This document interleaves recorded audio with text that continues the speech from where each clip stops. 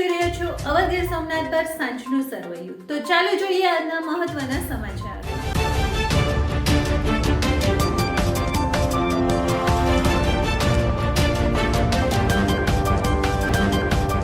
રાજ્યમાં ચાંદીપુરા વાયરસ મુદ્દે આરોગ્ય વિભાગની આજે મહત્વની સમીક્ષા બેઠક. રાજ્યના તમામ જિલ્લા અને મહાનગરમાં આરોગ્ય અધિકારીઓ તેમજ સિવિલ હોસ્પિટલના તબીબો સાથે આરોગ્ય મંત્રીની સ્થિતિની સમીક્ષા કરશે. અત્યાર સુધીમાં વાયરસના કારણે 14 બાળકોએ ગુમાવ્યો જીવ. નીટ પેપર લીક કેસમાં મોટી કાર્યવાહી. સીબીઆઈએ પટના એમ્સના 3 ડોક્ટરોની કરી અટકાયત. નીટ પેપર લીક મામલે સુપ્રીમ કોર્ટમાં આજે થનારી સુનાવણી પહેલા સીબીઆઈને મોટી સફળતા મળી છે. સીબીઆઈ પેપર લીક ગેંગના સોલ્વર્સ કનેક્શન સુધી પહોંચી ગઈ છે. આ કેસમાં કેન્દ્રીય તપાસ એજન્સીએ પટના એમ્સના 3 ડોક્ટરોની અટકાયત કરી છે. સીબીઆઈએ 3 ડોક્ટરોને પૂછપરછ માટે સાથે લઈ ગઈ છે. 3 ડોક્ટરો 2021ની બેચના મેડિકલ સ્ટુડન્ટ હોવાનું સામે આવ્યું છે.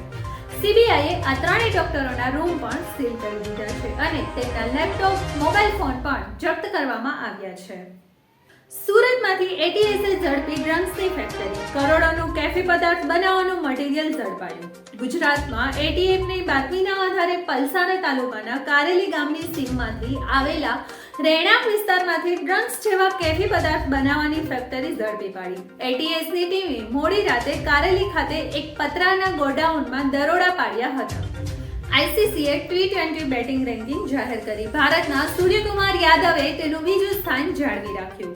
આઈસીસીએ T20 બેટિંગ રેન્કિંગમાં ભારતના 3 પ્લેયરનો સમાવેશ થાય છે, જેમાં બીજા ક્રમે સૂર્યકુમાર યાદવ, જ્યારે યશસ્વી જયસ્વાલ 6ઠ્ઠા ક્રમે અને ઋતુરાજ ગાયકવાડ 8મા સ્થાને છે. સૌરાષ્ટ્રમાં વરસાદની આગાહીના પગલે બપોર બાદ અમરેલી અને ગીર સોમનાથમાં મેઘતાંડવ. વરસાદની આગાહીના પગલે ગીર સોમનાથ જિલ્લાના વેરાવળ, આસપાસના ઈણાજ, ઉંબા, ઉકળિયા સહિતના ગામોમાં તેમજ ભોજદે ગીર સહિતના ગીર પંથકમાં અને અમરેલી જિલ્લાના ખાંભા, જાફરાબાદ, ગીર વિસ્તારમાં ધોધમાર 1 થી 3 ઇંચ જેટલો વરસાદ પડ્યો છે. સુરેન્દ્રનગરમાં ધોળા દિવસે ₹18 લાખની લૂંટ. આરોપીને પકડવા પોલીસ કામે લાગી ગઈ. સુરેન્દ્રનગર શહેરમાં ધોળા દિવસે 2 વ્યક્તિ જાહેરમાં છરી મારીને તેની પાસેથી ₹18.20 લાખ રૂપિયાનો થેલો લઈ અને બાઇક પર આવેલા 2 લૂંટારુઓ ફરાર થઈ ગયા. પોલીસે સુરેન્દ્રનગર સહિત સમગ્ર જિલ્લામાં નાકાબંધી કરી અને આરોપીને પકડવા માટે કાર્યવાહી હાથ ધરી છે.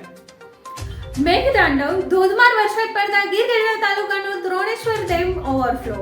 બપોરથી જ ગીર સોમનાથ જિલ્લામાં મેઘરાજા મન મૂકીને વરસી રહ્યા છે, ત્યારે ગીરગઢડા તાલુકાનો દ્રોણેશ્વર મહાદેવ મંદિરની બાજુમાં આવેલો દ્રોણેશ્વર ડેમ ઓવરફ્લો થતા ખેડૂતોમાં ખુશીનો માહોલ. ફરી મળીશું અવર ગીર સોમનાથ સાથે એક નવા એપિસોડમાં. ગીર સોમનાથ સહિત ગુજરાતભરના તમામ સમાચાર અને માહિતી માટે અત્યારે જ ફોલો કરો અવર ગીર સોમનાથને. ધન્યવાદ.